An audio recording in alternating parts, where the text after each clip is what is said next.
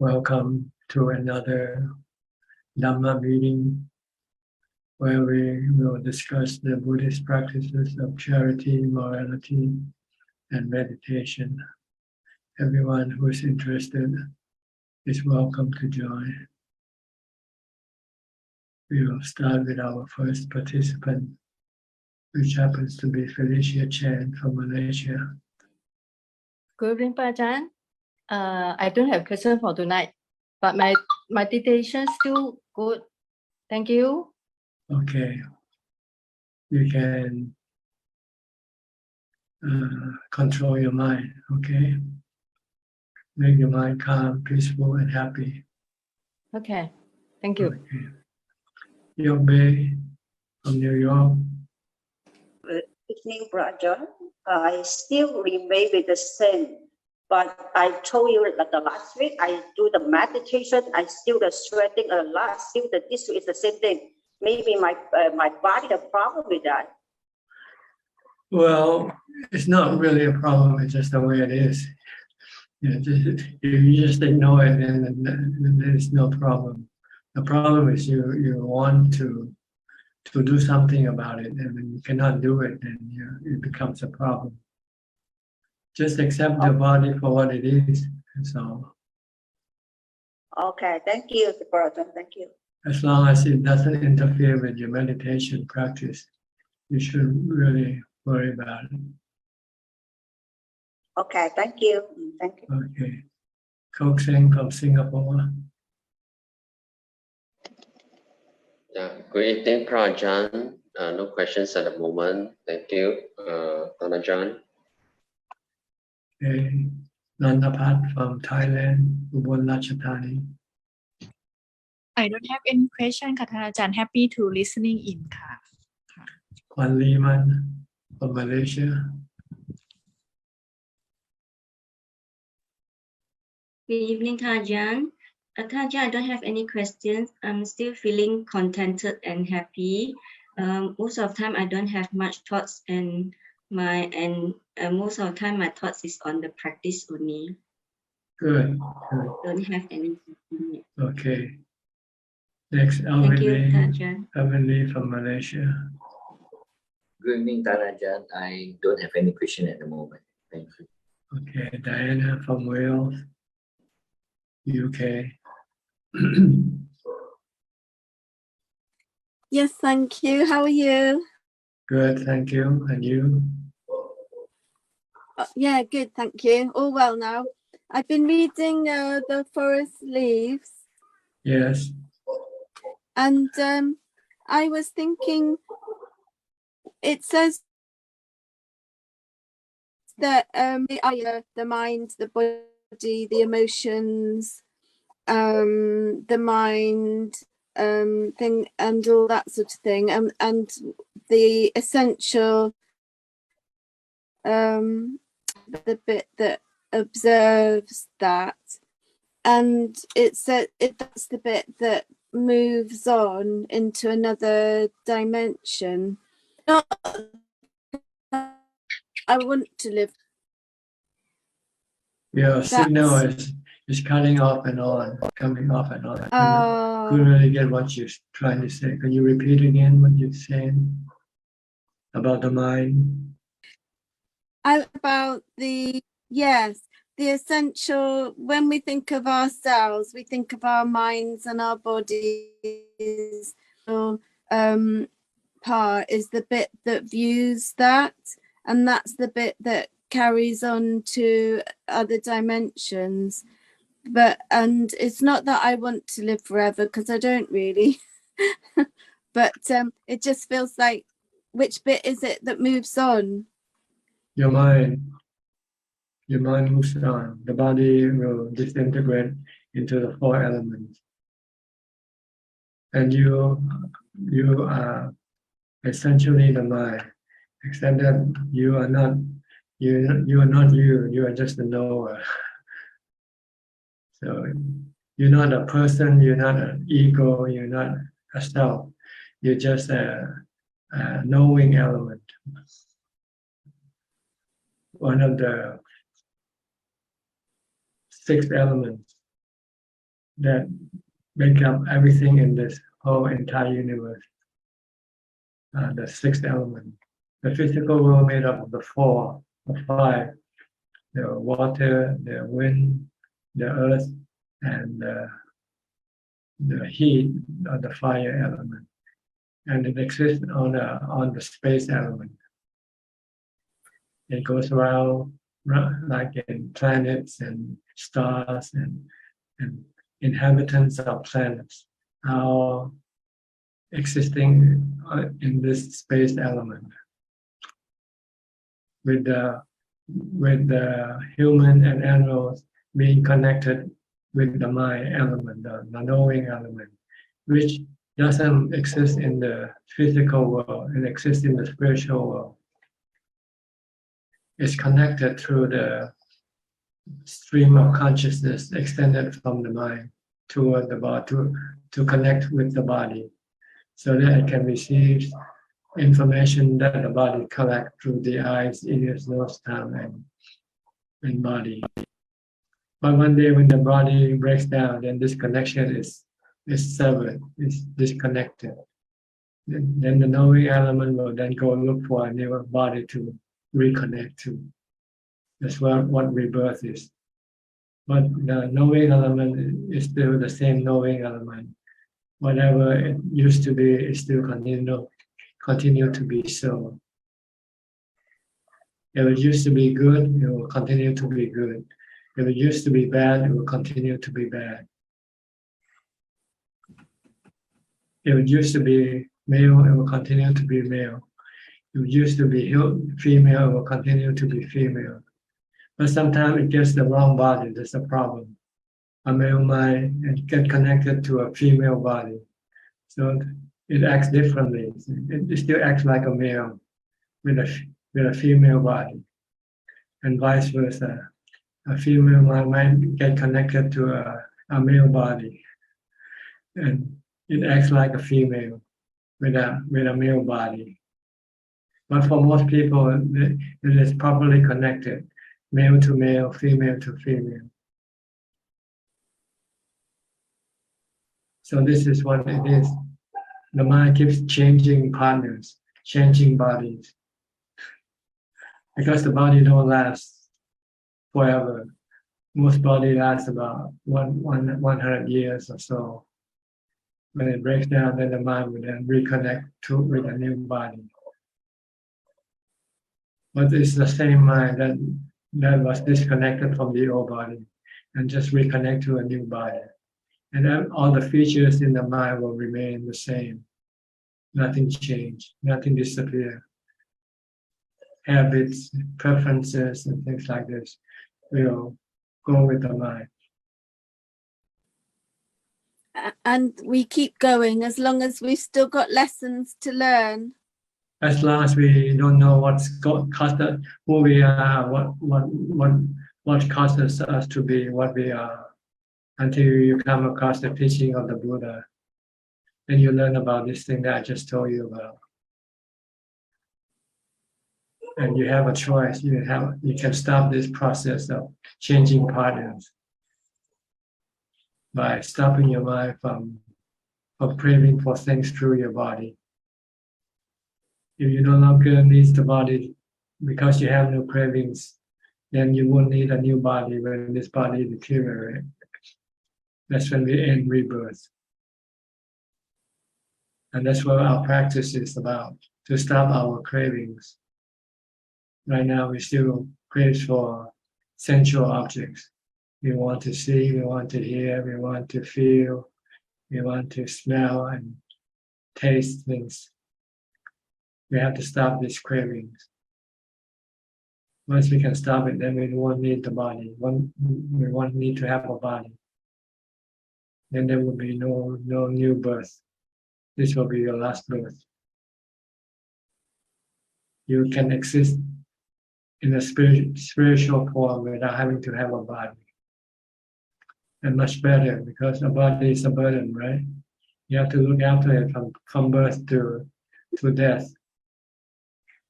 You have to take care of your body every day, every minute. You have to keep breathing. So it's better not to have a body. It's like when you go to sleep, you can exist in a dreamland, dream world, without having to use the body. You could still be happy or sad through your dreams. But if you know how to manage your thoughts, you will be creating just good dreams, no bad dreams, forever.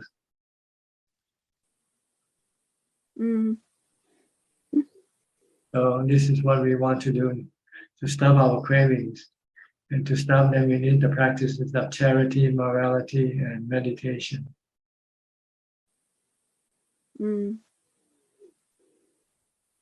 Okay. Does this make sense to what you read, more or less? Yes, it does. It's a funny, I don't know if most people want to live, keep going forever. They like have to, because they need to have a body to make them happy.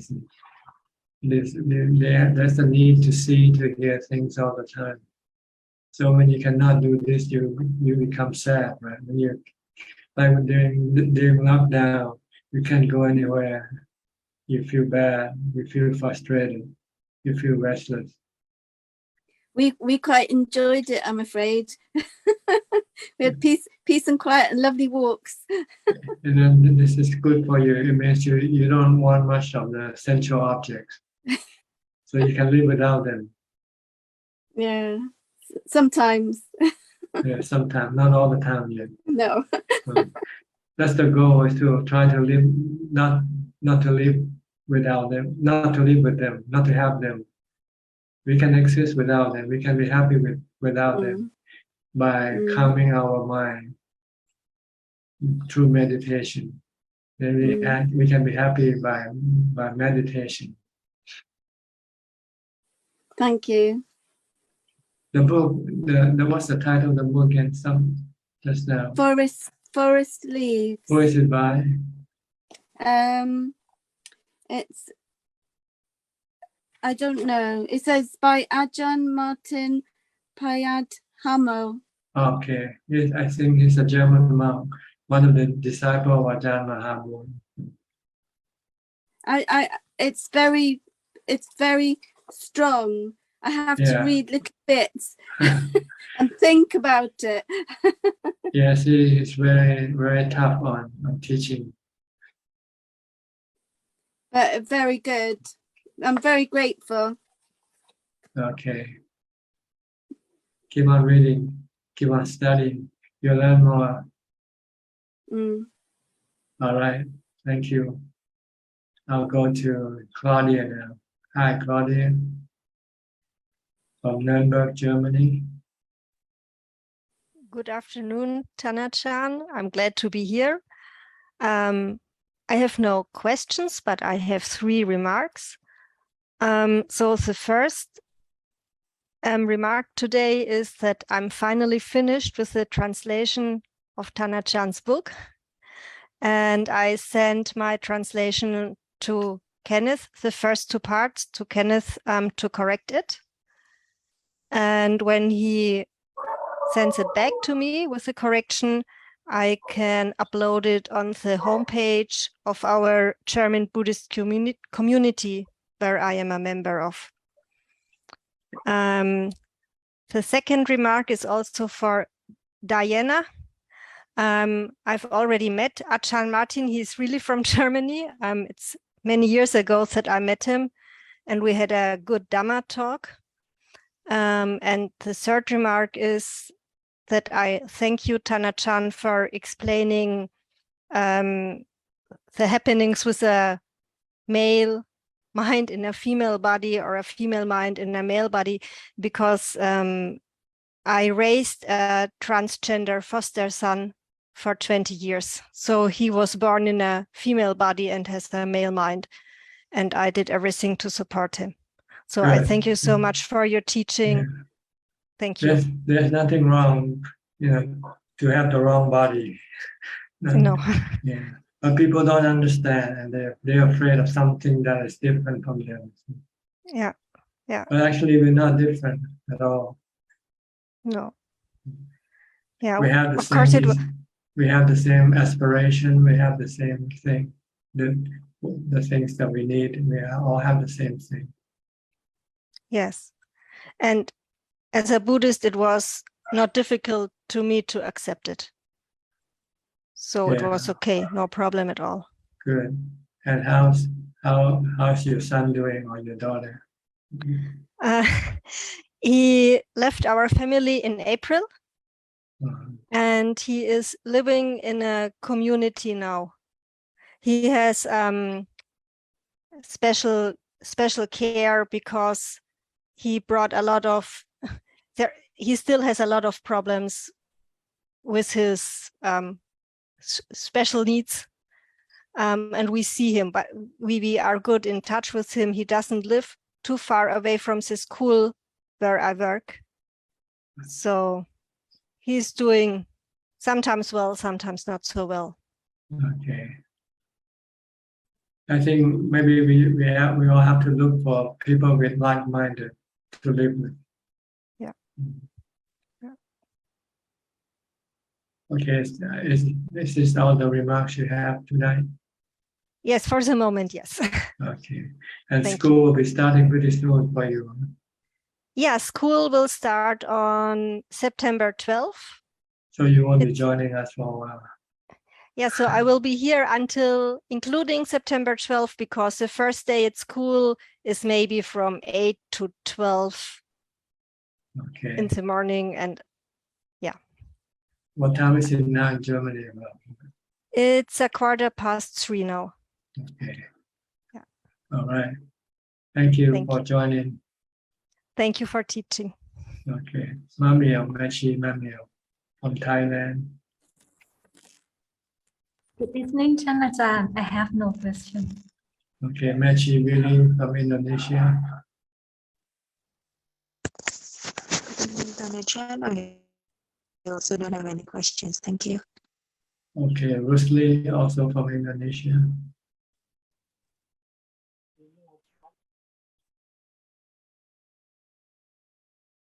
Speak louder, I cannot hear you. Somehow you didn't turn on the microphone when you come in to the room, I think. You might have to go out and come back in again, because your microphone is not working. Okay, it's turned on, but it's not working. That's good. Gary from Singapore. Good evening, Ajahn. No questions from me right now. Thank you. Okay. C. Idayati. Where are you from, C. Idayati? If I pronounce your name correctly. My name is Idayati. I'm from Indonesia. Yes, you have any question? No question. I just want blessing for my life. Okay. No question. All right. Who's next now? Christine Koe from Malaysia. Good evening, Ajahn. I have no question. Thank you. May you be well and happy. Okay, thank you. Philip from Malaysia. Good evening, Ajahn. I don't have any questions tonight. I'm happy to listen in. I'm wishing you well. Okay, thank you. Alfredo from Brazil. Sao Paulo. Ubeka. Hi, Bante. Hi, how are you? Thanks. Other people's is giving felicities to me. Today is my birthday. Oh, really? Happy birthday, Yes. then. May you live long life. Live forever. Thanks, Bante. Thanks, Bante. I not help. How old are you now today? 58. 58. Oh, you're still Yes. young. Oh, thanks. You're much younger than I am. I'll be Yes. 75 a couple months from now.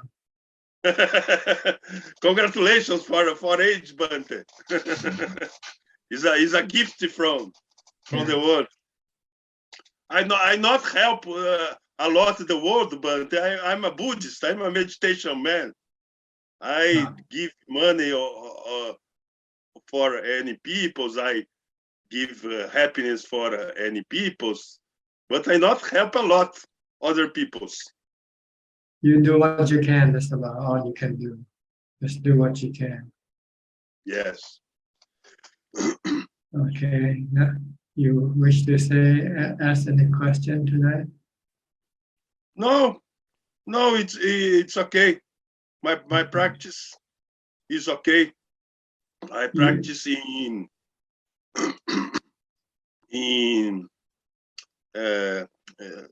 Nibida, long so long forward, né? Afasted,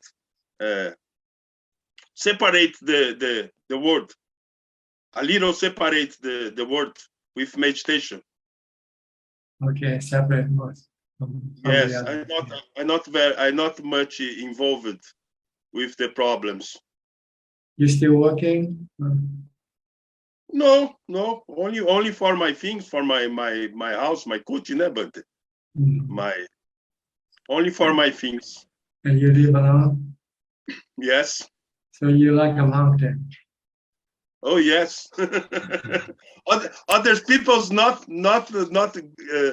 goes in my house. It's good. Okay, I don't have bell in my house. Okay. Well, happy birthday to you again. Thanks, Bante. Thanks. Okay. Next, Belinda from Singapore. I'm wishing Alfredo happy birthday too. Maybe we should all sing happy birthday. No, and he has lived very he's taken his life, a precious life, to practice. So as I do well no more. Sadhu to him. I bombarded myself with a lot of sense pleasure today. Listening to songs, music, dancing, to also help to relieve stress in the body. I perspire a little. And I'm going towards sense pleasure too. I mingle with people. So like but I keep in mind the triple gem. Like they are, so I'm cautious. Yet I feel I may not be very strong enough to discern what is right, what is wrong. So earlier you were talking to Diana about restraining sense pleasure. So being a lay person, like how do we balance Ajahn, like and then making sure that we are on the right path. You just switch from sensual pleasure to meditation instead. Every time you want to be happy, you meditate. That's it. You have to switch your way to make you happy. Because sensual pleasure can be disappointing sometimes when you cannot get what you want. But with meditation, once you know how to do it, you can always be happy anytime. Anytime you meditate. So you have to put in effort to meditate. You have to force yourself to meditate. And force yourself to stop going after sensual pleasure. Like socializing with people. Yeah, anything that has to do with the sensual organs of sensual objects. They are all sensual objects. People, things.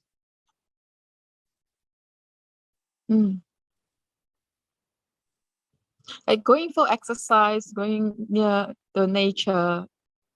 It depends on what you actually do. Sometimes you use exercise as an excuse to go out and meet people, to go after sensual pleasure. and that's not it. That's still sensual pleasure. But if you do exercise for the sake of exercise alone, it's okay. You have to look after your body. You can do walking meditation as a form of exercise and concentrate your mind with an object, a mantra, Bhutto, Bhutto, or keep watching your steps, left, right, as you walk. You have to control your thought, your mind. You have to stop it from thinking. And this is considered killing two birds with one stone. Walking meditation can give you exercise for your body and also can calm your mind, make you happy. I find walking more forest area is more close to nature is helpful under the sun. No, you should ignore everything. You just concentrate on your steps when you do walking meditation. Then you can walk anywhere. Doesn't matter whether it's in the forest or yes, because if you still enjoy the sun and the forest, this is also sensual pleasure. I still need environmental support now. Walk at home, walk in your house.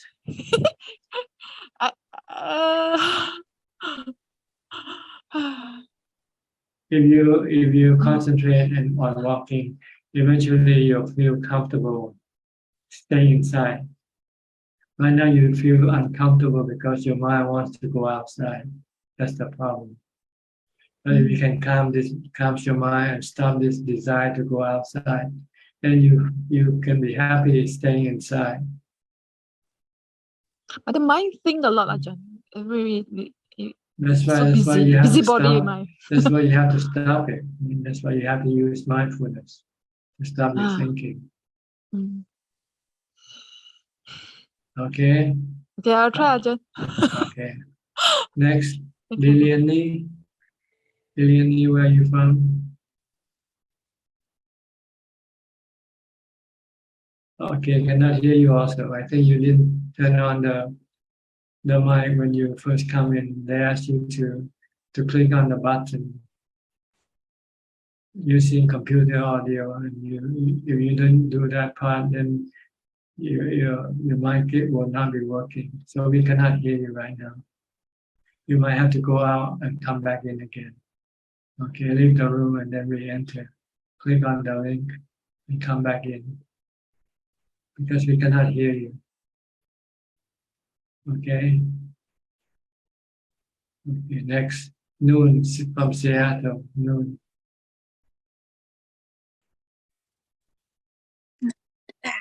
Ajahn, I don't really have much question. I'm just practicing more like loving and compassion, like Pom-Vihan Si, and try to master it more and more.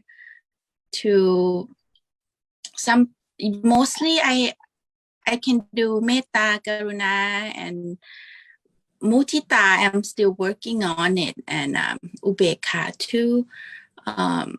Sometimes when I meet certain people, I can feel that there's something in them that they don't really like sincerely or like me, and I do not know why, and it's always coming back, and I just try to get past that, and I guess maybe Pa Ajahn can help me how to get rid of those feeling, to get past that. Oh, you just have to accept the truth. Yeah, not everybody loves you. There'll be somebody who would not like you. This is the way it is with the world. Yes. You have people who like you, and you have people who dislike you. It's like the weather. You have hot weather, you have cold weather, you have rainy weather. So you just have to take them when they come, accept them for what they are, and Our problem, your problem is you want only people to like you. So when you meet people who doesn't like you, then you feel bad.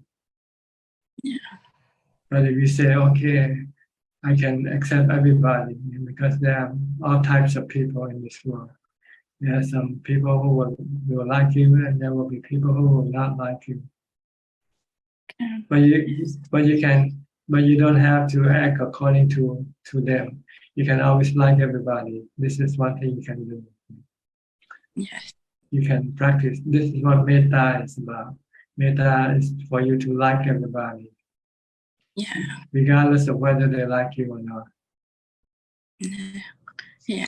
So you should not worry about them. You should worry about yourself, whether you can do this or not. Like everybody. Yes. Especially those who doesn't like you. Those who don't like you. Okay.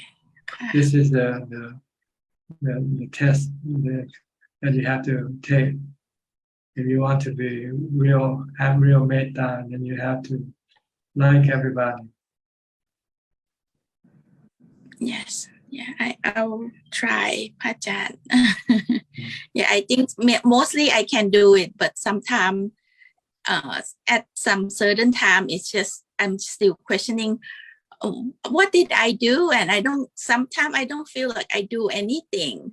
So I'm just thinking maybe it's like karma or from the past or something like that. But yeah, I guess I just have to accept it and move on. Yes. You can change yourself by meditation.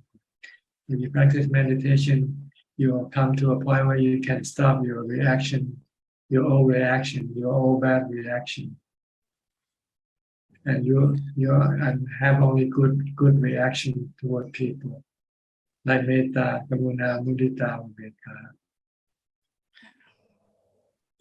So you need to meditate, or else you're just forcing yourself to like people that you don't like. But in fact, you don't really like those people anyway. Yes. But if you have ubekka, then you can get rid of your dislike toward everybody. Thank you, Ajahn. Okay, just keep on practicing meditation, samadhi, and wisdom. Eventually, you'll see everybody is the same.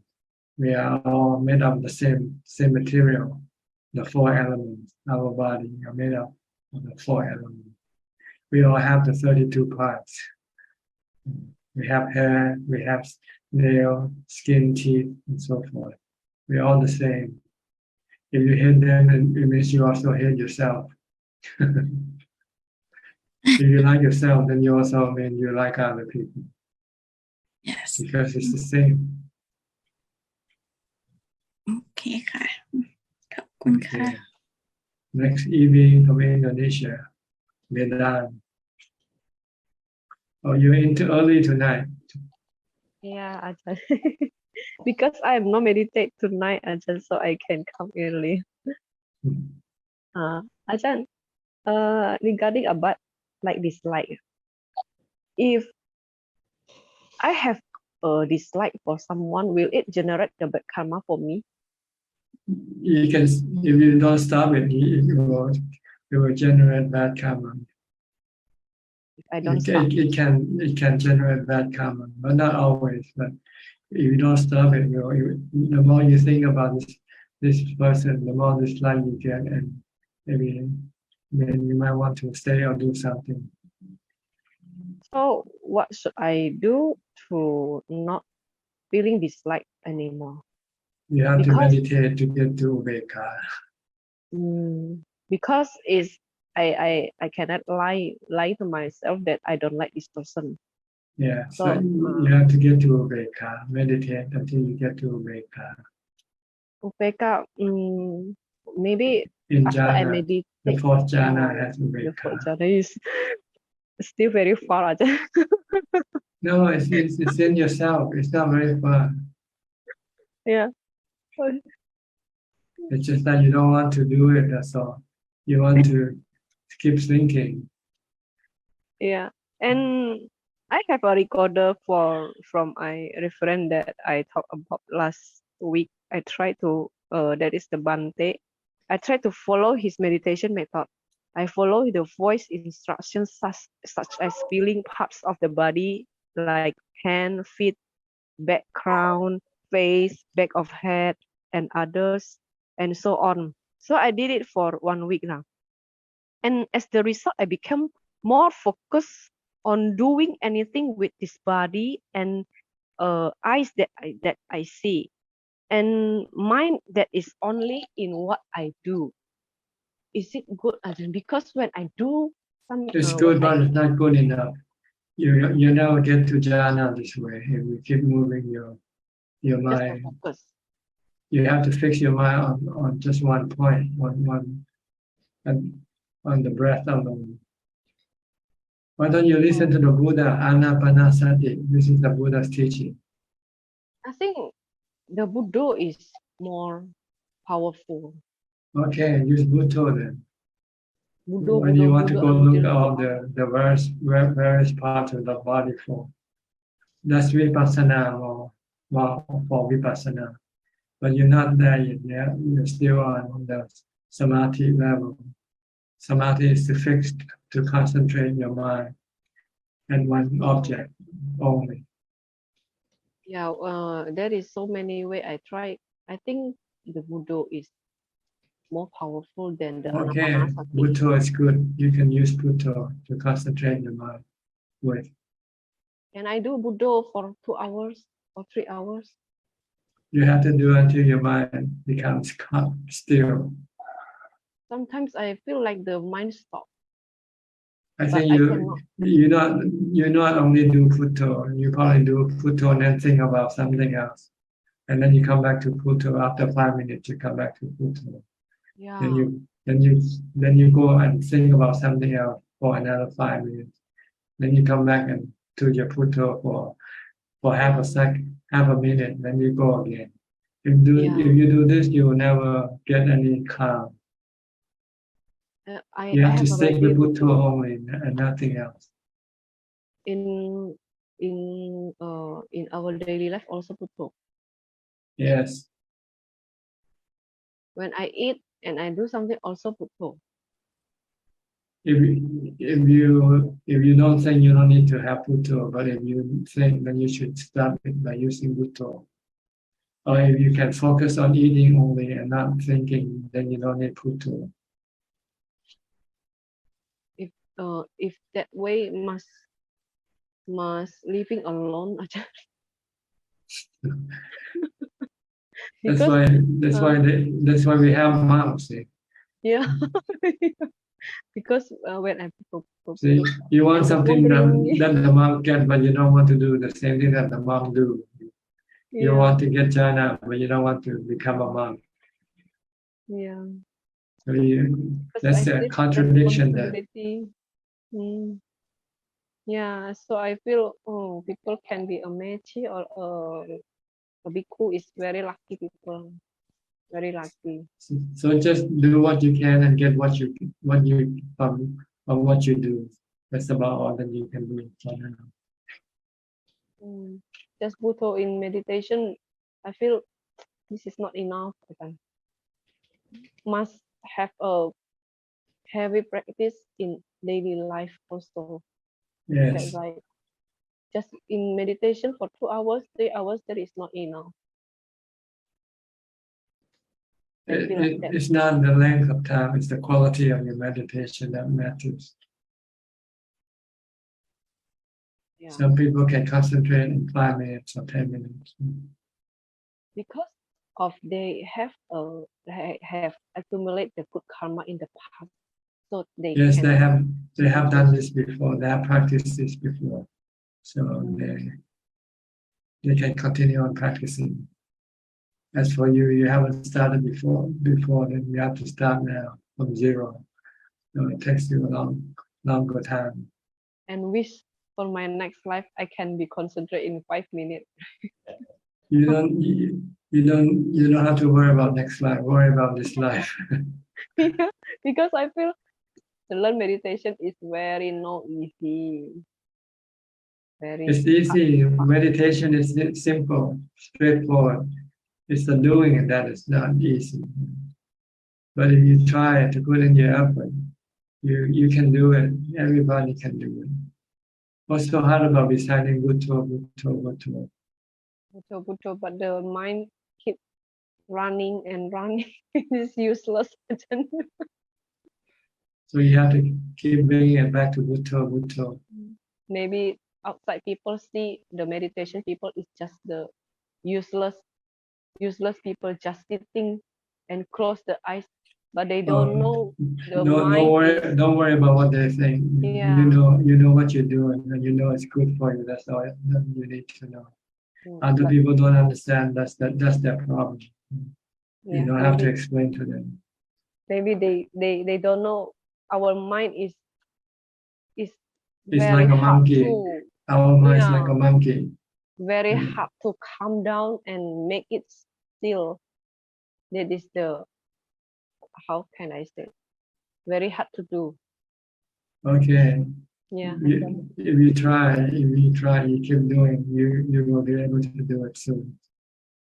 Yeah, Ajahn. Okay. Okay, Ajahn. Thank you, Ajahn. We'll go to Sri and Jack from Vancouver, Canada. Ajahn. Hello, Tanjan. Okay. What's your want to say happy birthday to Alfredo? Happy birthday, Alfredo.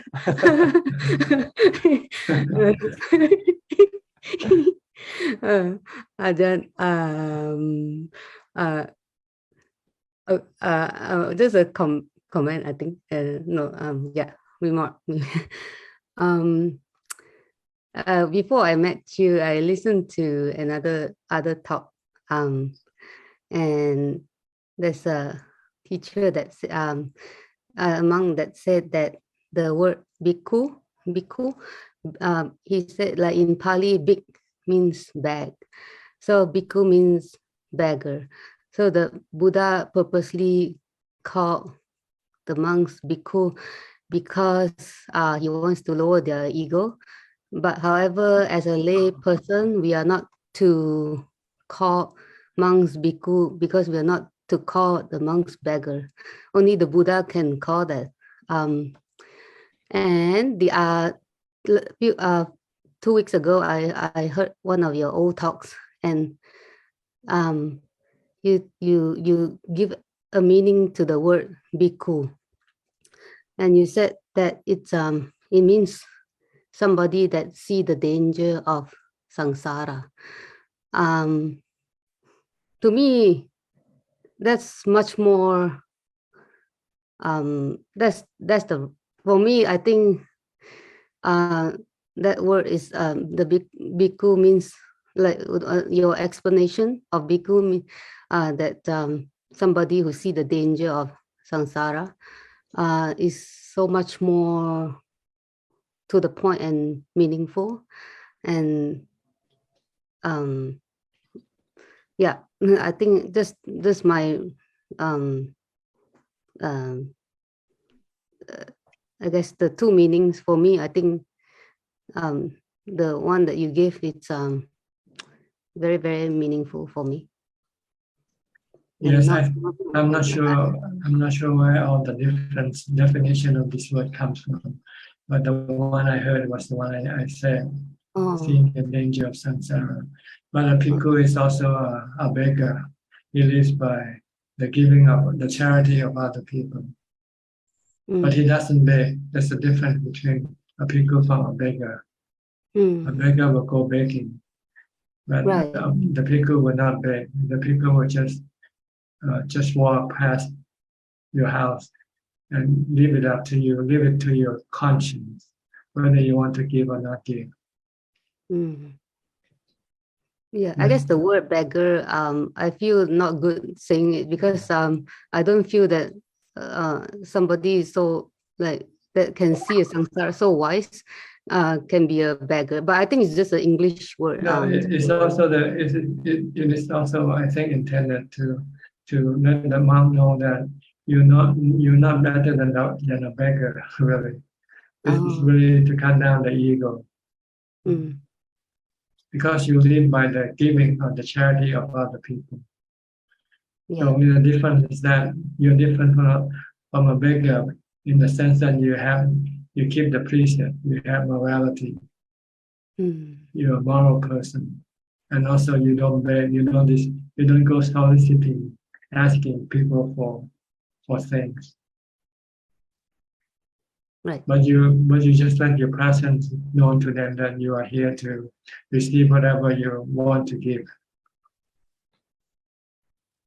So it's actually the Buddha used the word bhikkhu is actually really, really meaningful. There's lots of meaning, like to lower the ego but at the same time, the one that sees the danger of samsara.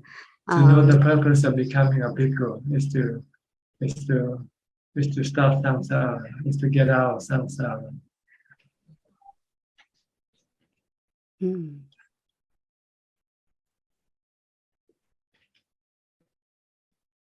Yeah. Okay. Any questions today? Tan Ajahn, what's the relation between viriya and mindfulness? Like we need Viriya is effort. Mindfulness is sati. Yeah. You need viriya to develop mindfulness.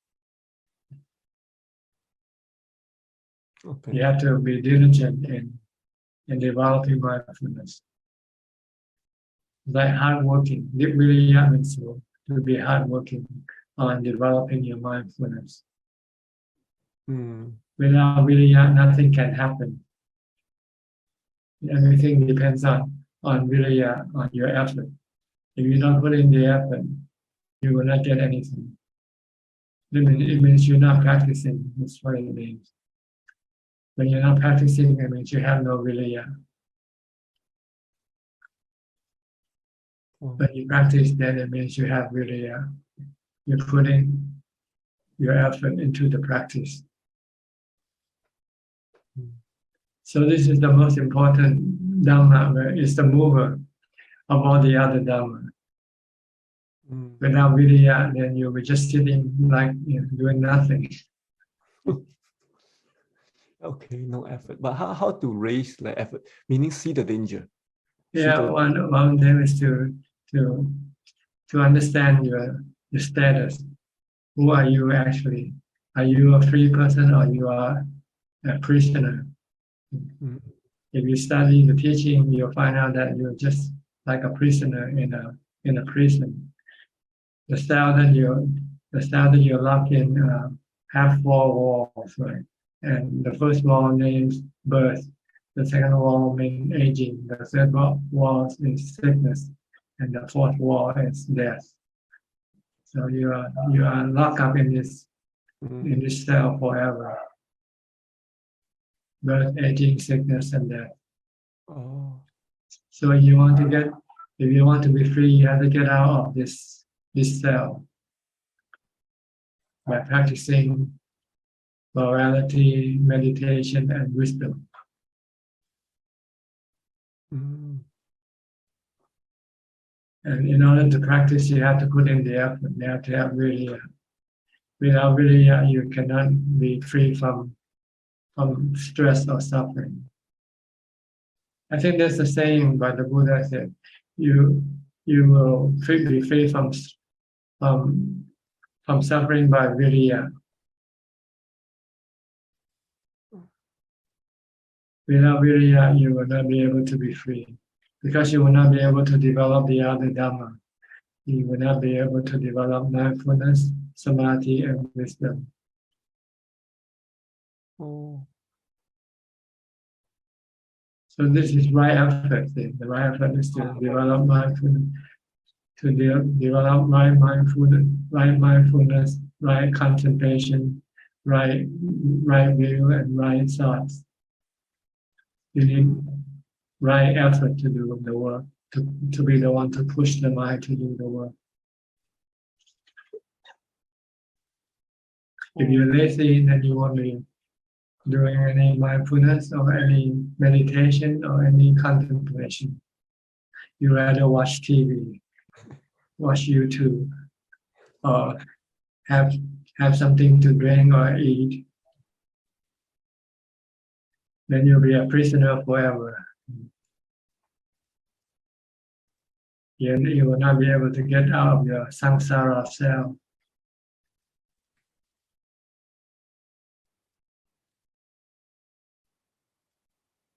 So that's why you first have to see the danger of samsara.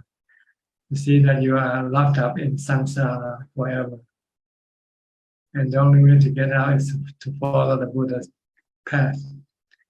And it doesn't happen that every time you're born as human, you will come across the Buddha path. Once in a long, long time, you might be fortunate to come across this path. Like this lifetime, you're fortunate, you're lucky. So if you don't take this lucky and put it into fruition by practice, then you're just wasting this life that you get this good fortune that you come across. He says it's good fortune to be born as human. It's a good fortune to come across the teaching of the Buddha. With these two good fortune, you can get out of samsara. With your own effort. Attahi atano nato. You have to be the one who put in the effort, not the Buddha, not the Dhamma, not the Sangha. The Buddha, Dhamma, Sangha only point you the way, tells you the path. But you have to be the one to walk on the path yourself.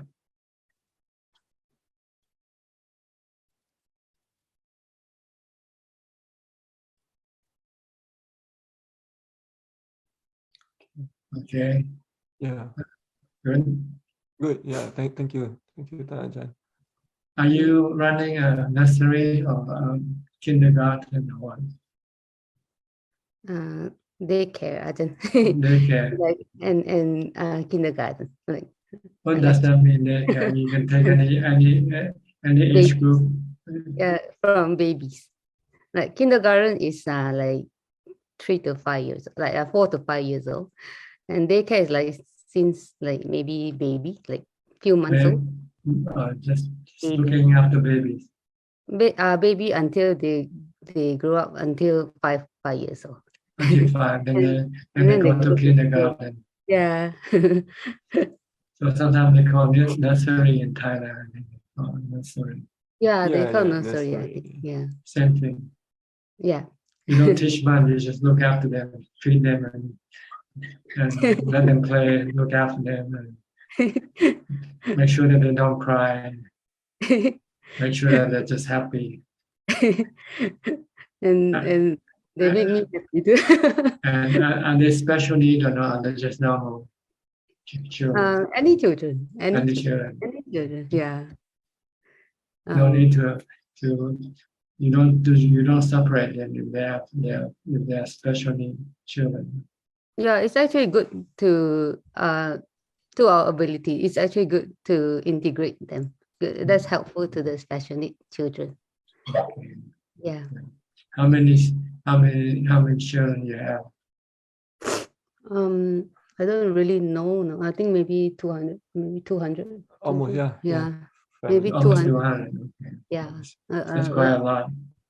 Yeah, but mostly we are now behind the scene only. Like we are just managing, and I just let the manager run the center. Okay.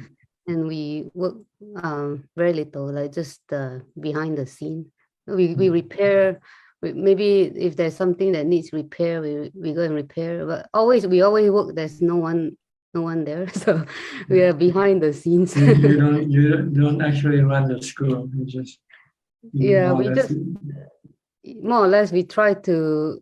I'm trying to get away from work now, and maybe I play a little bit with children if I see them. I still like children. Yeah, that's something that I like. Maybe they are also sensual desire. Do you live in the school itself, or you separate the school? where you live? Next door. Next door.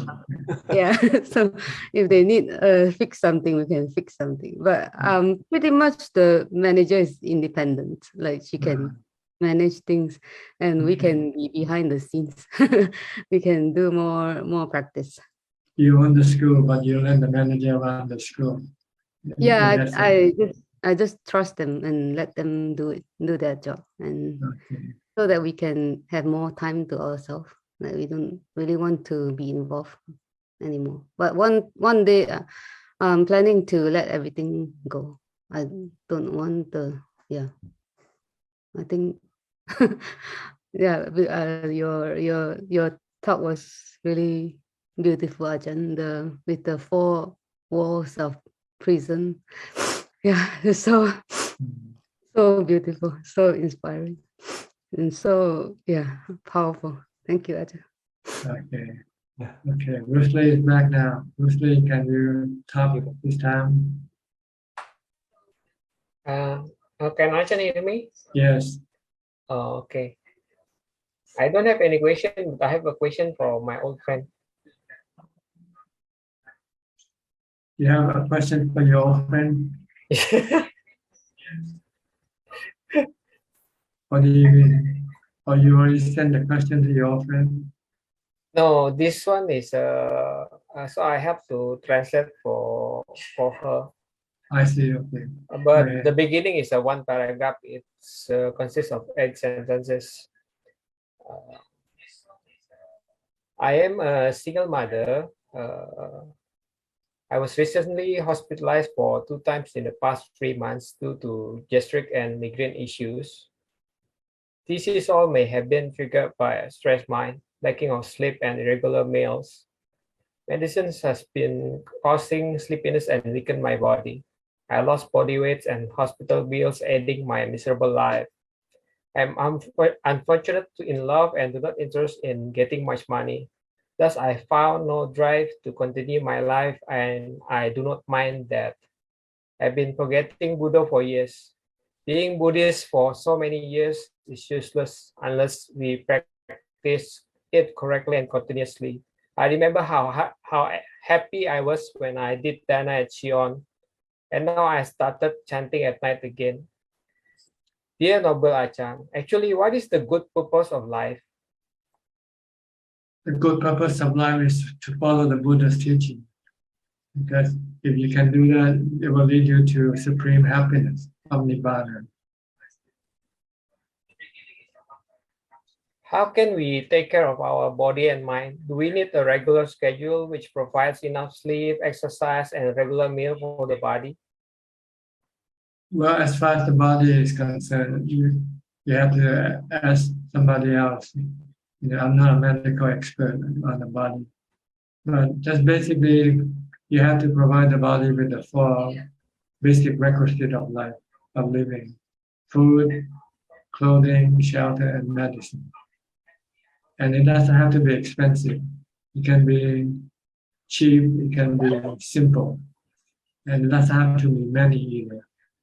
Just enough to keep the body going. That's all you need. And then you have to eat and balance with exercise and sleeping. Rest, this is something simple. I think if you can live up until now, you must know how to deal with your body. So I don't know why you should ask this question. But as far as your mind is concerned, you need the practice of the Buddha's teaching. You need to practice charity. If you have more money than you can use, then you should share it with other people, give it to other people. But if you don't have any money and you need to keep the money for yourself, then there is no need for you to do any charity. But you must keep the 5 precepts as a minimum. You must not hurt other human beings or other beings, animals or humans. And then you should do meditation practice as much as you can. If you can do this, your mind can be happy and be peaceful and not as restless or agitated. So this is what you have to do. for your mind. And then, what kind of job would you think good enough to support the body and with less mind suffering? Job, you mean work? Work, yes, Ajahn. Well, the kind of job that doesn't hurt other human or animals. You don't work in a slaughterhouse, for instance. You don't sell alcohol or poison that people use to poison animal with. You don't sell fishing gears, trap that can use to trap animals, things like it. So you don't want to have a profession that will hurt other human or animal. You have to avoid this type of profession or occupation or work. Like running a nursery school or daycare is a good work. Or be working in the hospital as a nurse or as a doctor. Be a tailor, or be a beauty parlor. Run a beauty parlor if you like. This don't hurt people. Okay. Anything else? Thank you very much for your kindness and wish you enjoy a healthy body, Ajahn. Okay, thank you. And then the other one is from the other participant in this meeting also. I'm sorry, Ajahn. She would like to ask for your blessing because her son is currently sick. Son is what? Sick. Sick. Okay. Well, may he get well soon. Thank you, Ajahn. Okay. And live a long life. Thank you very much, Ajahn. Okay. That's all people wants to hear. I don't know why. even though I cannot wish that on myself. But people want me to wish upon for them. So I do it, just to make people happy, that's all. Thank you very much, Ajahn. Okay, you're welcome. Okay, Lilian, you're back again this time. Can you speak now? Good evening, Ajahn. Can you speak louder, closer to the microphone? Okay, yeah. Can you hear bring my it close to voice? your mouth. Yeah, bring it close to your mouth. Can hear now? Yeah, good. Where are you from? Good evening, Ajahn. I have no question. Okay, go ahead. No question. Oh. You have no question or you have some question?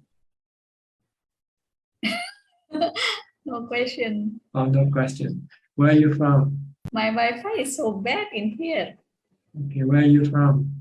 Indonesia. Indonesia. From Medan also? Jakarta. Oh, Jakarta. But I am born at Medan. On Medan, or at Medan, I don't know how to speak. Well, you speak differently from Jakarta, Medan, Jakarta, speak differently. Born at Medan, Oh, but live at Jakarta. In Jakarta, okay. In Jakarta. Great. You go back to visit Medan sometimes. You have relatives there? No, too long no go to Medan. Nobody back there. The last I go to Medan at 2004. Okay, a long time ago, 18 years. I want to go to Bangkok. You want to go to Bangkok? Yes, I want to go to see Ajahn. The last I go to Thailand at 2019. Okay, 3 years ago, before COVID. Okay. There are many people coming now to Thailand from Malaysia, from Singapore, and from Indonesia also.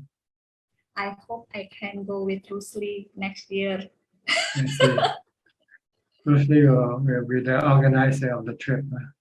Yes, this is a good man. Okay. All right. Hope to see you soon when you come. Yeah, thank you, Okay. Ajahn. Bye-bye.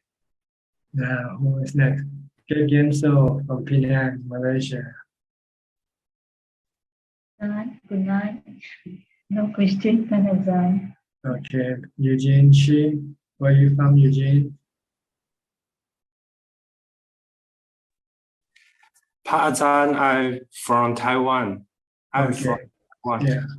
I want to ask you several questions. The first one, if I just think my body, my five aggregates are not below me, or just recite another, be a non-stop mantra without other thinking or meditate, can I truly realize another? It depends on how you do with it. See. But just thinking about it is not enough. You have to actually do it. If it's not your body, then you should not worry about what happened to it. Whether it get old, get sick, or die, you should remain not disturbed by the happening of the body. Can you do that? But when I try to do that, my mind still just like a monkey go otherwhere. And I remember you told me use Putobi mantra. So yes. When I use the Putobi mantra, I cannot to do the input meditate on another. Yeah. See, you have the information that the body is not you. Now you have to actually behave like that. So whatever happens to the body, you should not be disturbed. You should just remain as if it's not your body, like somebody else's body. When things happen to other people, you don't feel anything, right? Mm-hmm. That should be the same way with your body. When something happens to your body, you should not feel anything either. Uh-huh. Can you do that? If you can do that, then it means you see anatta truly. In the normal time, maybe can try to practice, but I remember several years ago in a disease, sick, the suffering is strong. Yeah. When the suffering is very strong, I cannot remind the anatta, my body is not me, my five aggregate is not me, and the dukkha is the truth of the world. That's why you need to meditate. When you meditate, you will be able to stop your mind from reacting to your body. Okay, what's the next question? When I go to temple with venerable monk to learn the Buddha Dhamma, on the way, I saw an animal in a car accident need help. What should I do? I should save the animal or go to temple, learn the Buddha Dhamma. Which one in that moment is more important for me? Well, if you happen to be the animal, what would you want you to do? Bring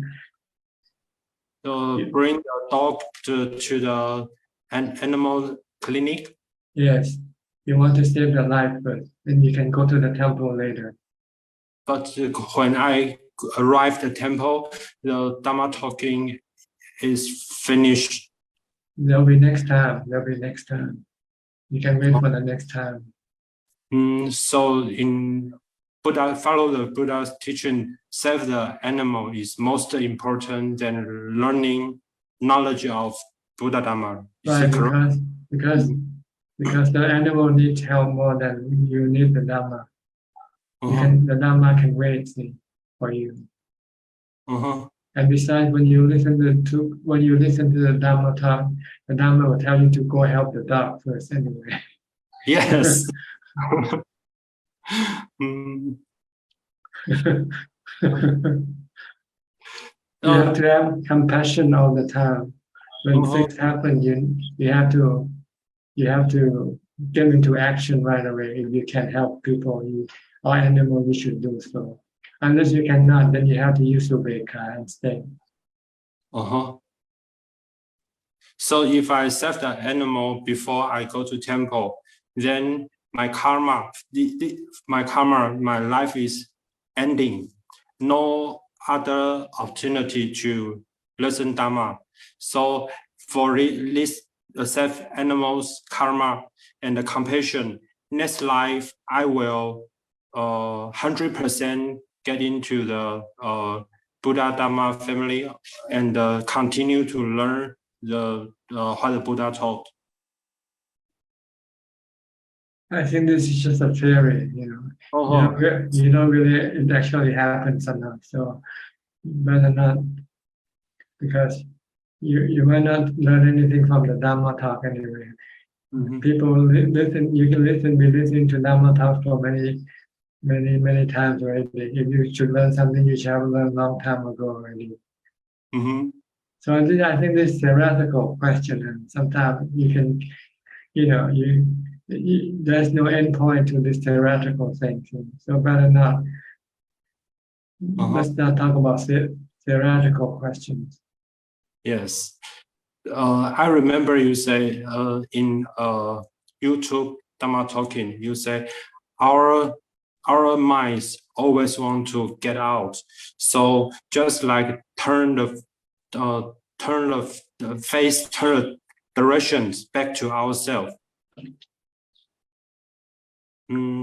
So how should I do when I want? You use mindfulness. Stop the mind from going outside. The mind go outside by thinking about places or people. Then it wants to send the body toward those places and people. Okay. But when you stop thinking, then it will not want to go to people or places. Oh, thank you. Okay, so use mindfulness to stop your thinking. Then your mind will come inside, go outside. Okay. Oh, the final question: if a Buddhist get retired from the office, can he or she play stock, STOCK?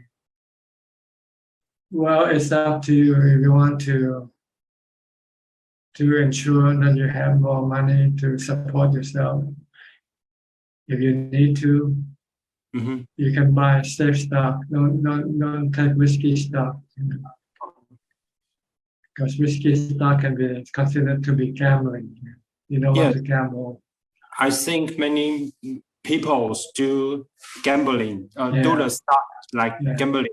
No, gambling is not good, but investment is good. Sound investment is good. Like putting your money in the bond, government bond or something like that. You have security. You have to consider security first before return. Security is more important than getting higher return. Thank you. Okay. Thank you. I have so many stupid questions. It's okay. It's okay. All right, we'll go to B. Ravin in Bangkok. Hi, good evening, Ajahn. I have a few questions as well. So my first question is regarding doing dana. I hear, some people, they say that, if the amount of dana, the amount of merit we get from doing dana is different. If you do dana to a monk, for example, or to a noble disciple, you will get more merit than if you do it to a normal person or to animals or stuff. So my question is this true, or it depends on our intention? If our intention is to do dana, we should be receiving the same merit nonetheless. See, when you give dana, you're giving away something that you love, that you like your possession. By giving that away, it will make you feel lighter, happier, because you have less to worry about, less money to worry about.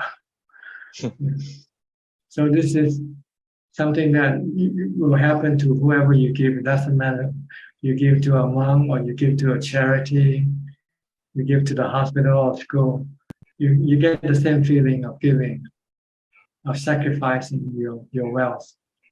So this doesn't matter who receives it, okay? But that's another thing that you will get is from the receiver. Then this can be different. See?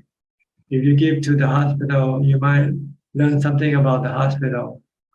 If you give to the school, you might learn something about the school. Because the people at school will talk about the school, right? If you give to the hospital, they'll talk about the hospital. But if you give to monks, then the monks will talk to you about Dhamma. So these are different things that you get from the receiver. And the best thing to get back from the receiver is Dhamma. Dhamma is a knowledge that can free your spirit, free your mind from suffering forever. Especially if you give it to the Buddha or an Arahant, then you'll be talking to them. They'll be talking to you and telling you what to do in order for you to be free from samsara. But if you give to a doctor or teacher, they will not be able to tell you this thing. So this is the difference when you to the people that you give it to. But the giving itself, you get the same feeling of joy and contentment when you have helped someone by sacrificing something that you like or you love, giving away your things that you love. You feel a sense of happiness, of peace and contentment, that you have done something noble, something good. This is the same with whoever you give it to. You can give to dogs also. If you like dogs, you give to dogs. If you like doctor, you like hospital, you give to hospital. If you like university, you give to the university. So this giving will give you the same feeling. But the return from the receiver will be different. Or what they can do for the society will be different. If you support the hospital, then the hospital can continue on supporting sick people. You give to the university, then the university can continue on giving education. If you give it to the temple or the monks, then the temple and the monks can then continue on doing their work. And their work the benefit from their work might vary from one institution to another.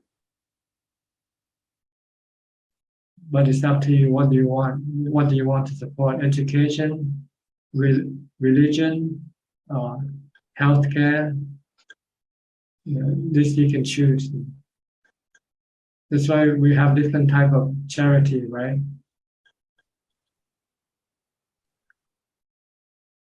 But the merit of giving is the same, and the result will send you to heaven when you die. Same level of heaven. Because you will make your mind happy when you die.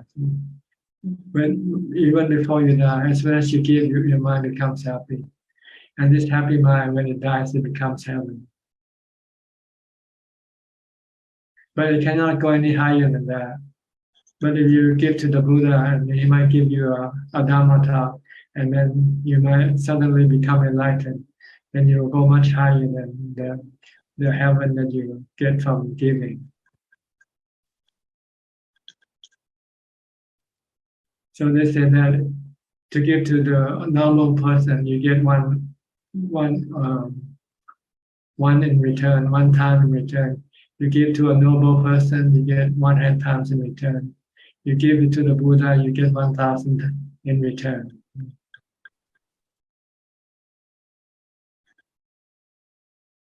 Okay, because each level of noble disciple have different knowledge, level of knowledge. A Sotapanna can only send you to Sotapanna level. He cannot send you any higher. If you want to go higher, you have to talk to somebody higher than Sotapanna.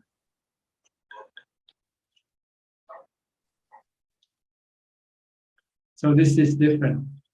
You will get different results from doing dana to different people. Is this clear enough?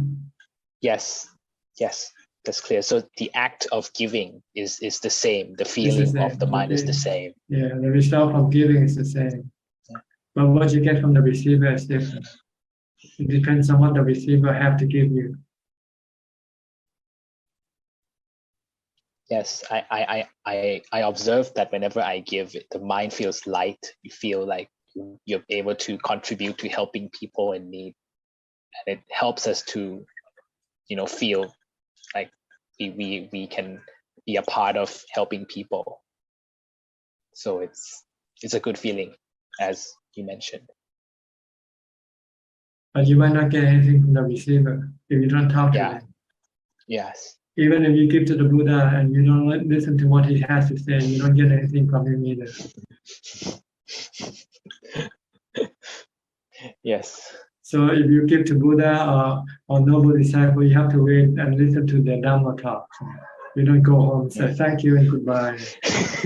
Once you finish giving your food, you have to wait and listen to the Dhamma talk. Or if you have any question, you can ask them. Wait and ask them at the proper time.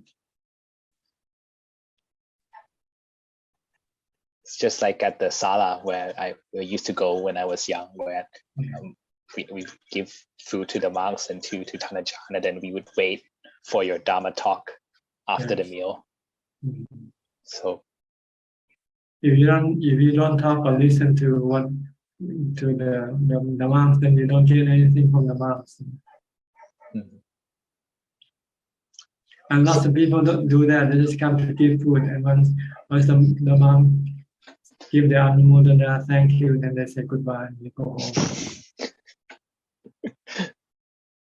And they say, "Oh, I went to a famous teacher.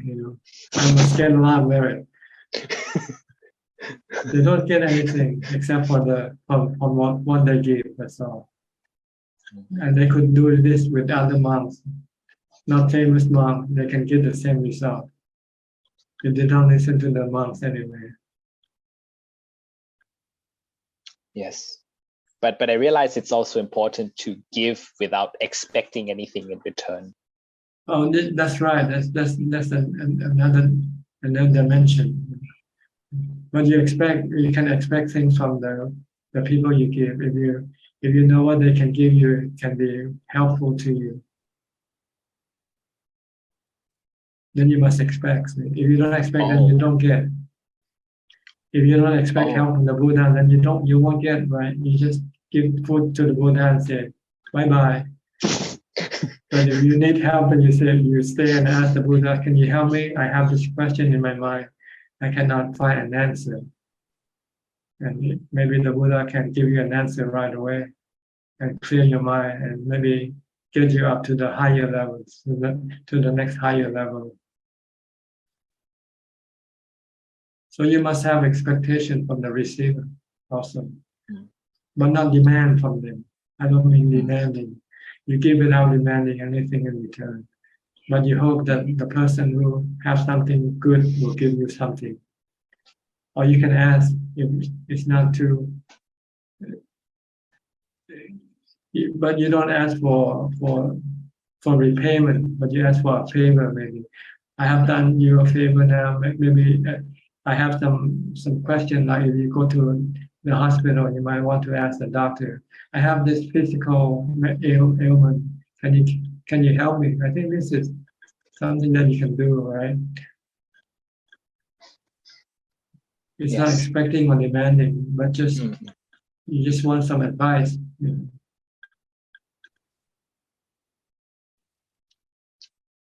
All right. Yeah. Understood. There's a difference between demanding and expecting. Yeah, but you don't give to somebody and expect them to be nice to you, to say thank you to you, and you don't expect this type of thing. Do something in return for you. You don't expect that. But if you go to someone professional and you think they can help you with something that you might need, or then you can ask them. But then whether they can give it to you or not, that's another matter. If they cannot give, then you say, okay, no problem. You don't ask them to return your gift.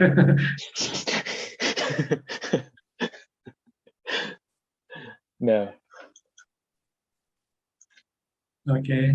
Yes, that's a really insightful perspective, Thanajan. I never looked at giving dana in that way before. I was always taught to give, you don't expect anything, you just give so that you feel good.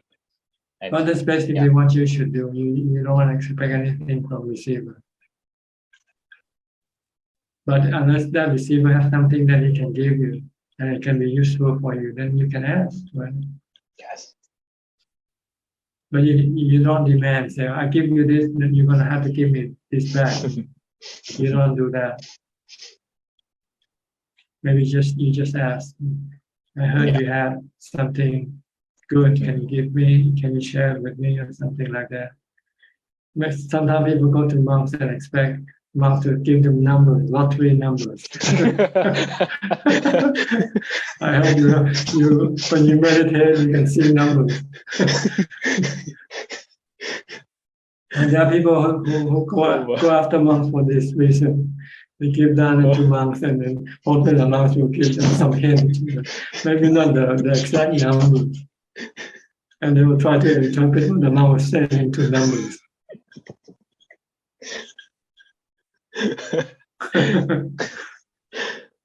That's for the wrong reason, though. That's not really going to help them spiritually, though. No, that's more for the defilements. And good teachers don't do this. They don't want to encourage you to have more defilements. Even if they know the numbers, they won't tell you.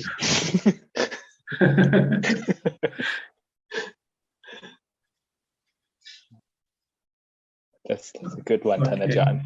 Yes, thank you, Thanajan. All right. It looks like we have Ying from Chiang Mai. You have to speak English, okay? Can you speak English? Namaskar ka. I can speak English. Okay, you have any question? It's actually I got up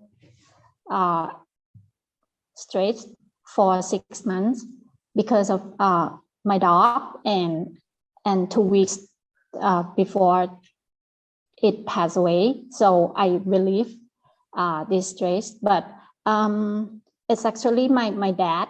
He got the last stage of kidney this โรคไต Kidney ailment. Yeah. Okay. He got last stage, and then we've been discussing about further curing or further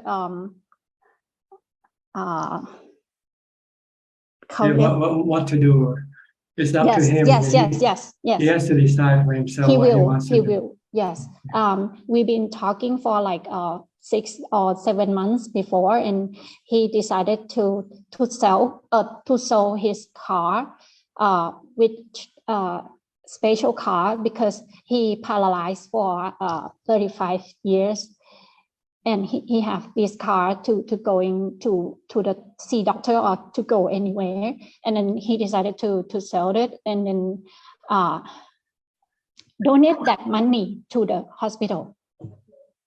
Okay, good. So it's all done. That we decided to not to go for the cure his life, or how to say ยื้อชีวิตค่ะ To stop treatment.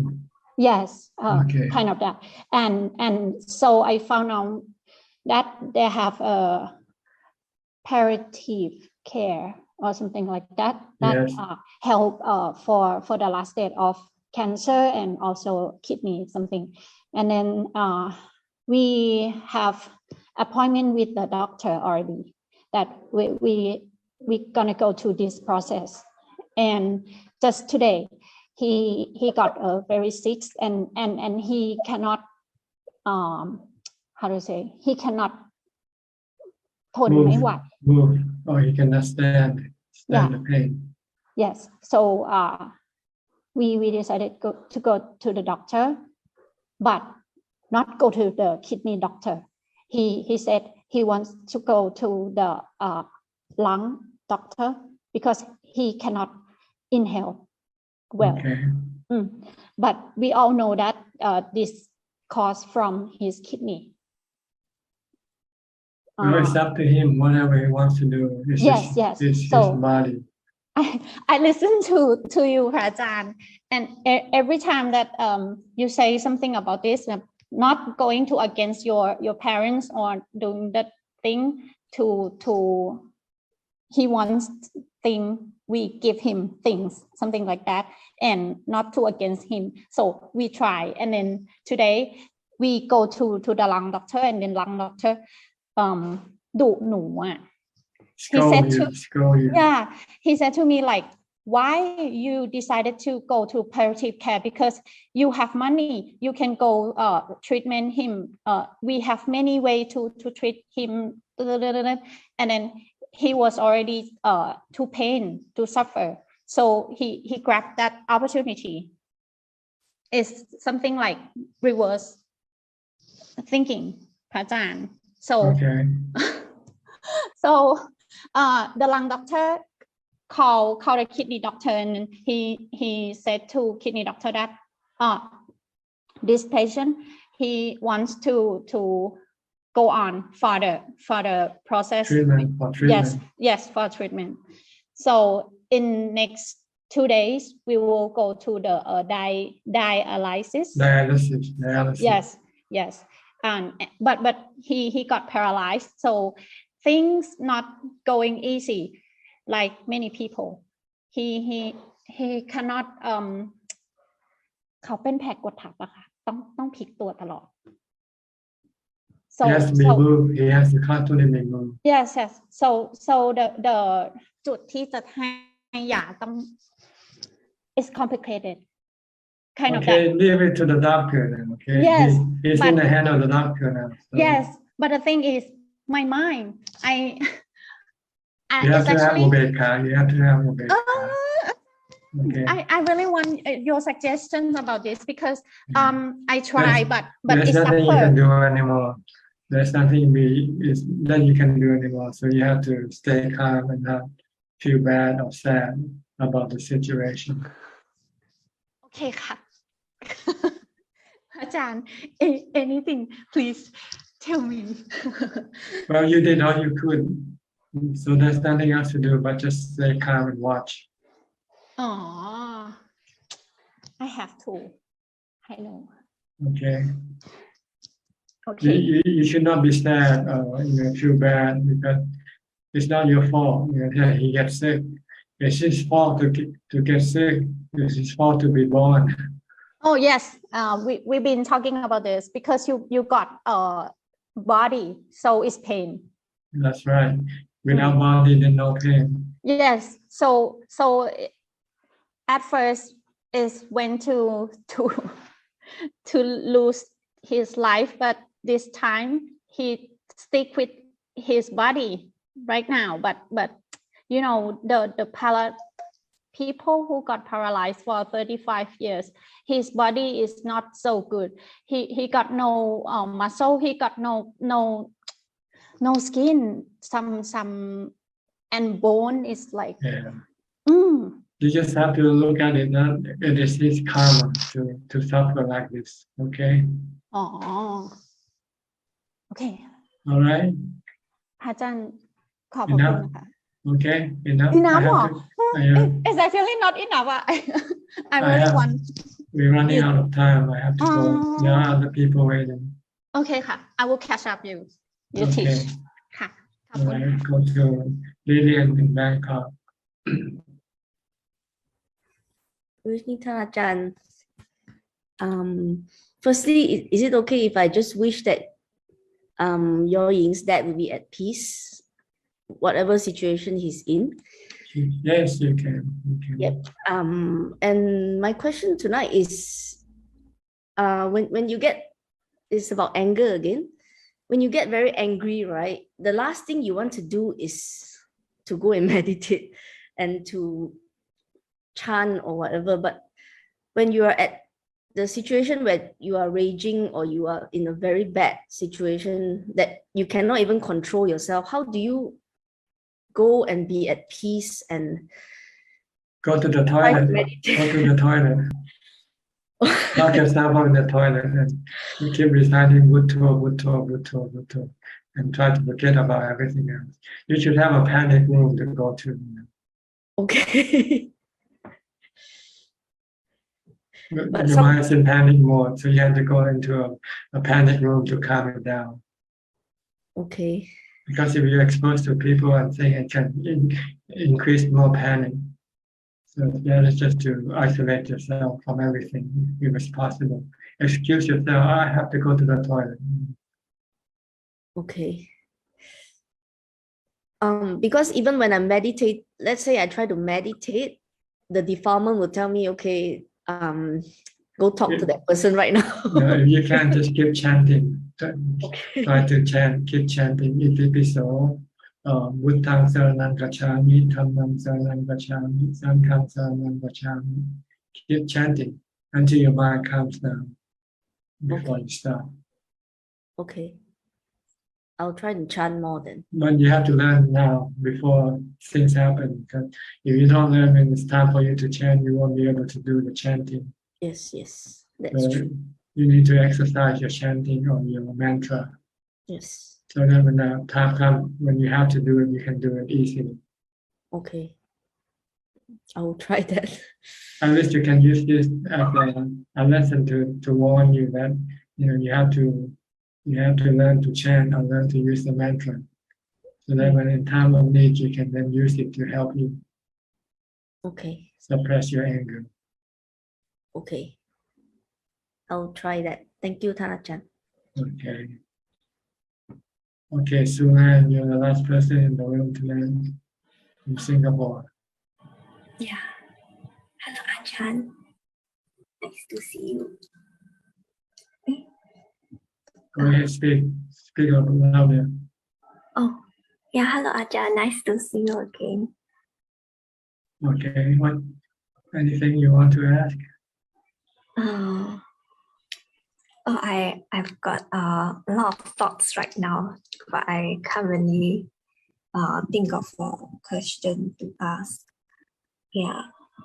Then, yeah, but I think lately I've been quite tired, like very overcome with sloth and torpor. Yeah. You have any advice?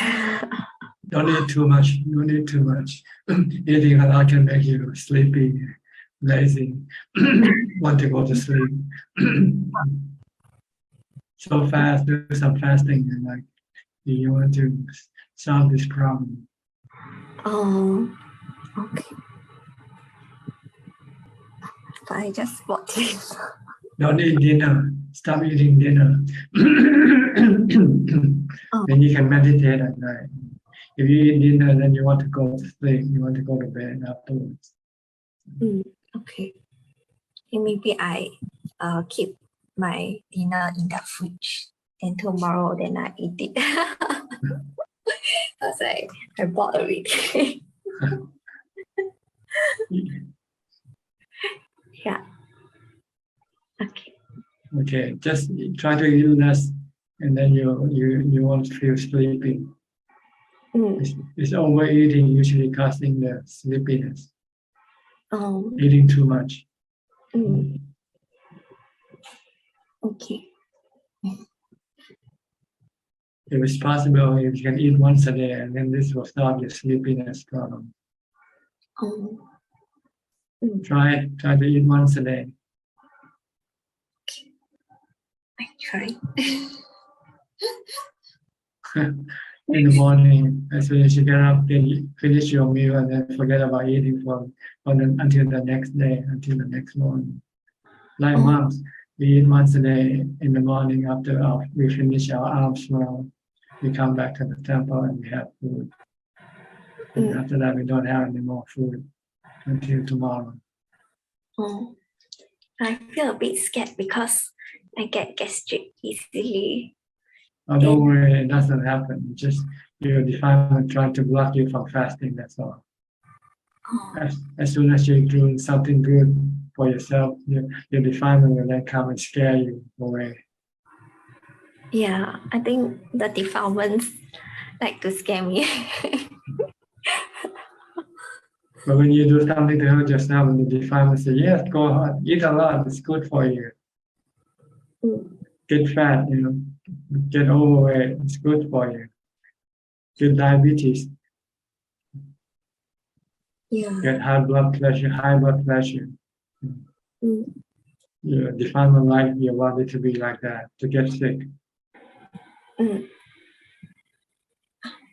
why the defilement so naughty? Like want the body to be sick. Why defilement what? Why is the defilement so naughty? Like want the body to be sick. Well, actually, it doesn't want the body to be sick either, but it wants to eat a lot. So it doesn't care what the consequence will be. Oh, okay. So the defilements, it actually one sensual pleasure. Defilement one sensual pleasure. The pleasure from eating, the pleasure from drinking, the pleasure from watching. Yeah. Okay. So the defilements want sensual pleasure without thinking of the consequences. If you try to meditate and you feel sleepy, try to change and go watch a movie. I think you will become wide awake right away.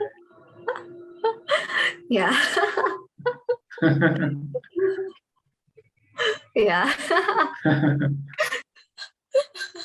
You define that's why meditation to create this hindrance. Sleepiness is created by you define. Yeah. But when you're watching something exciting, you wake up right away, right? Yeah, that's very true in my case. Thank you, Ajahn, for pointing this out. All right. Okay. Let me go to Facebook now for questions. Any questions from Facebook or YouTube? Yes, there are 10 questions from Facebook, Ajahn. 2 questions from Jitta. Dear Ajahn, bowing to you. As for anicca and anatta, in my case, anicca is always powerful enough for me to get rid of those false thoughts or pain feeling in my practice. I can also combine anicca with anatta. However, it looks like anatta is not very necessary for me to handle those phenomena arising in the meditation. So in which situation should I use anatta to contemplate during meditation? When you get sickness or when you get painful feeling in your body and you cannot get rid of it or you cannot tell it to go away, and it's because it is anatta. It's a natural phenomenon. And the second question is anatta only to be used to empty my body in meditation? To empty the body? I don't think emptying the body has anything to do with meditation. I think you have to send in your second question again. It doesn't make any sense. Can anybody understand the second question? Meditation is to empty the body. Meditation is to calm the mind. But when the mind calms, the mind becomes separated from the body temporarily. Okay, let's go to the next question. Next question from Adeline Chin. How does a person live with the feelings of guilt or shame? Feelings that the person is not worthy to live in this world. Thank you. That's because you have no happiness within yourself. So you have to learn to meditate, to bring happiness inside yourself. When you have happiness, then all this guilty feeling will disappear. Next question from Tae In Hua. We take 3 refugees in the Buddha, Dhamma, and Sangha. However, we are ourselves are our own refugee. Can Ajahn please elaborate so that we can fully understand the meaning and context of the Buddha teaching? Thank you. Yes, the Buddha, Dhamma, Sangha is your refuge in the sense that they are your teachers. You need them to teach you how to practice. And then you are yourself your own refuge, is that you have to practice yourself. The Buddha cannot practice for you. So you need these two to get you to Nibbana. You need the Buddha to point the way, the Buddha, Dhamma, Sangha to point the way. And you are the one who has to walk the path. Next question from Adeline Chin. Dear Ajahn, if the mind is filled with thoughts, worry, doubts, and fear, I know meditation can help, but the mind is so noisy. How can one calm it down quickly? Thank you. Well, you can use a mantra or chanting, keep chanting or keep reciting a mantra until the mind becomes calm. 2 questions from Lisa Tan. Good evening, Ajahn. First question is, does a miracle exist in Buddhism? I don't think so. There's no such thing as miracle. Everything are the work of nature. And the second question is the result of our good karma considered as miracle? The what? Can you repeat the question again? Is the result of our good karma considered as miracle? No, they are the consequence of your good karma. Next question from Paul Yang Soon. How to practice in order to attain the enlightenment? Practice morality, charity, and meditation. Practice all the time. Next question from Un. Good evening, Pante. I'm Un from Penang, Malaysia. Pante, please explain why Buddha explains the 4 nutriments of life and how to apply these 4 kinds of nutriments to improve in practice. The 4 what of life? 4 nutriments. Nutriment of Yes. life. Nutrient of life. Anybody knows the 4 nutrients of life? I don't know.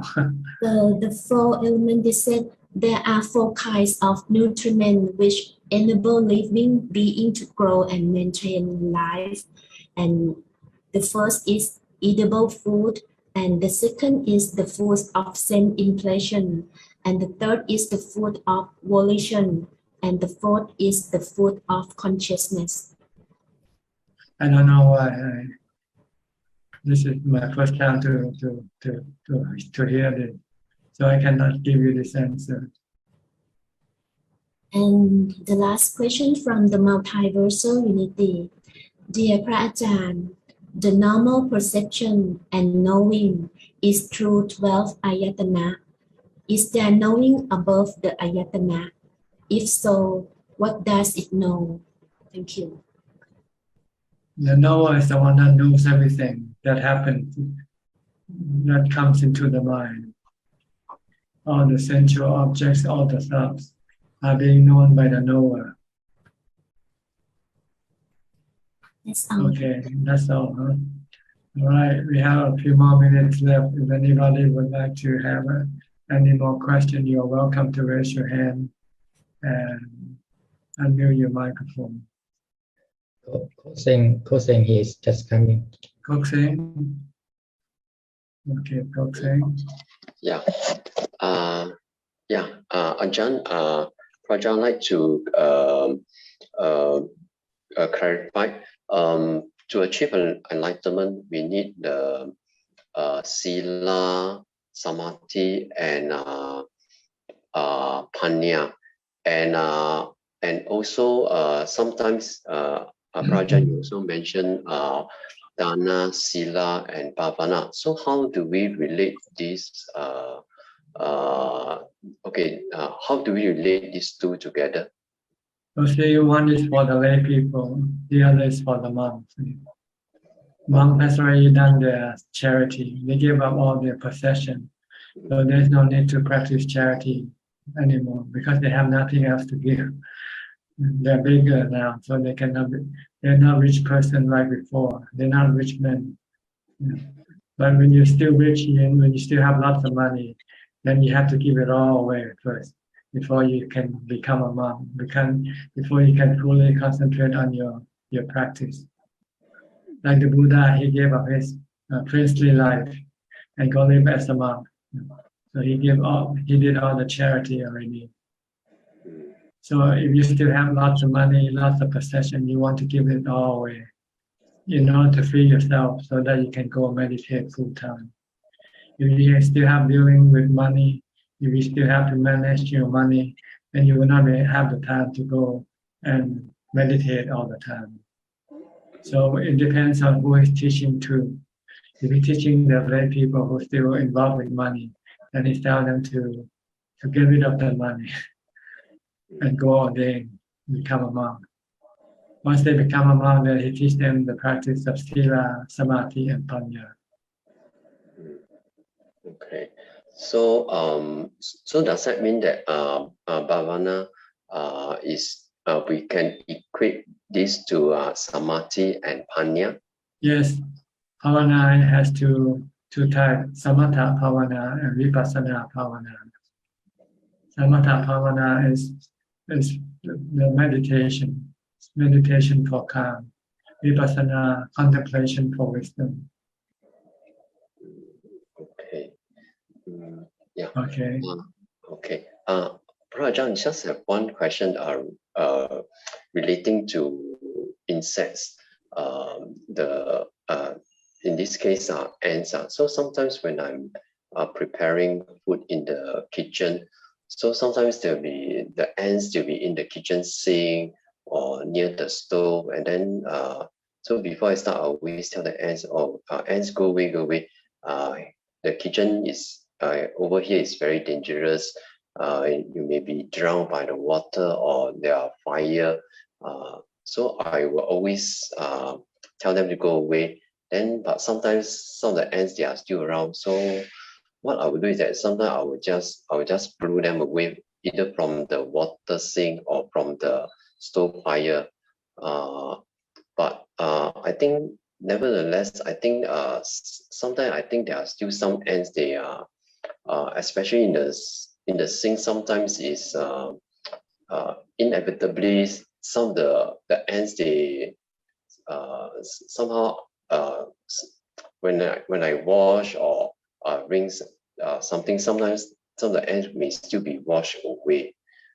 So I was just thinking, so am I killing the ants? Or then when I think back the training, the 5 precepts. So the training precept is I take the training rule to refrain from killing. So I was thinking, it's not a command. So I tell myself, it's not a commandment, it's a training rule to refrain from killing. So this thinking is I just want check Prajan. So is my thinking correct that sometimes some of the ants I may inevitably some of the ants may be washed away by water and so on.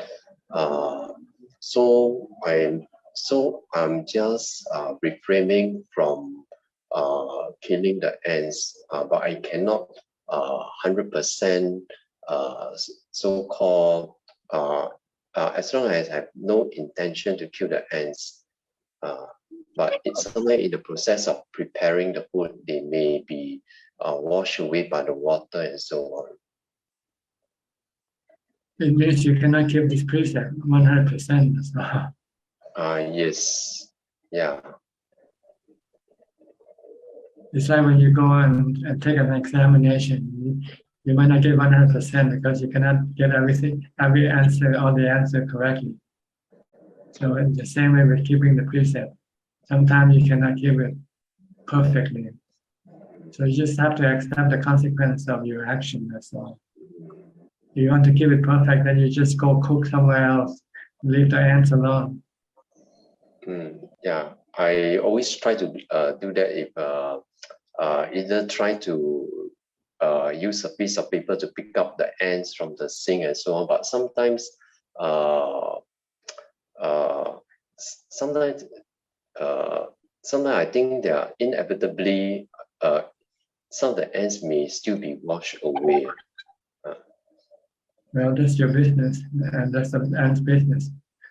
Okay.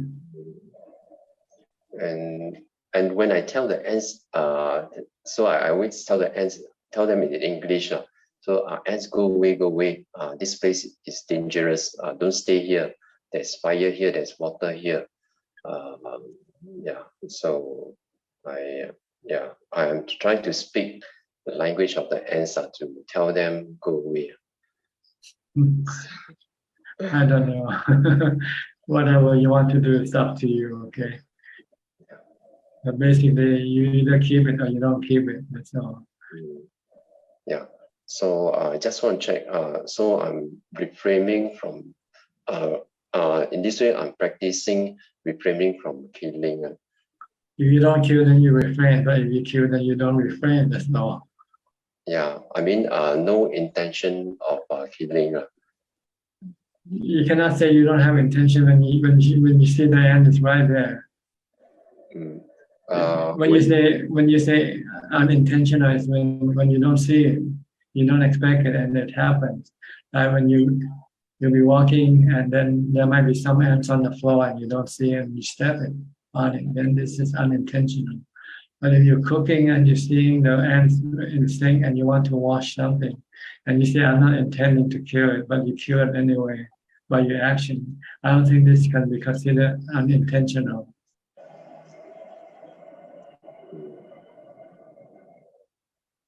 Okay. All right. 4 more questions, 4 more minutes. You, Belinda, you raise your hand. You have to be brief, okay? Yes. I will set up my toilet as a panic room also, just to tell Lilian. Quick question, Ajahn.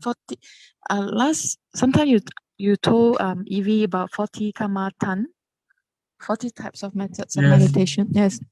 And then I didn't Google until I met somebody new, and then the person talked about Dhamma Kaya. There's another method that they use a crystal ball and they enclose themselves in crystal ball. So then I look up in 40 Kamatan, there is one more method called enclosed space. So I'm not sure if this is part of the Buddha's method, like they use the crystal ball as a visualization, enclosed inside the crystal ball. I don't know, maybe it's just an adaptation from the using light or color as your meditation object. So I check on 40 Kamatan through Wikipedia. So I'm not sure if it's referring to. It's one of the kasina. One of the kasina. Okay. But it's taught from the DMC. I'm not sure DMC, but I heard it's called Dhamma Kaya group. Yeah. So sometimes practitioner can change or adapt to the preference. Yeah. So basically, is watching something, like watching your breath. But instead of your breath, you're watching the crystal ball instead. So if is it okay to learn? If it works for you, I don't know. You have to try. That's why they I have will keep an open mind to try. Yeah. If it works for you, If you can focus on the crystal ball and then your mind become calm, and it's okay. Okay. Okay, Yes.ท่านอาจารย์ Yeah, the same goal is to stop thinking and to empty your mind of thoughts. Okay, I think that's Thank you, about, Ajahn. okay. Thank you. That's about all the time we have for today or tonight. Thank you very much for your participation. I hope this meeting will help you, benefit you, and help you advance in your practice. If not, come back again next week. Anyway, in the meantime, stay mindful and keep on practicing. And if all goes well, I'll see you all at the same time next week. Thank you and good night. Goodbye. Sadhu, Sadhu, sadhu, sadhu, Thank you, Ajahn. Thank you for Thank you. Thank you. Thank you. Bye. Good night, everyone. Bye-bye. Good night. Thank you, Bye. Good night. Thank you, Khun Amy. Thank you, Kula. Bye bye. Good night. Good night. Thank you.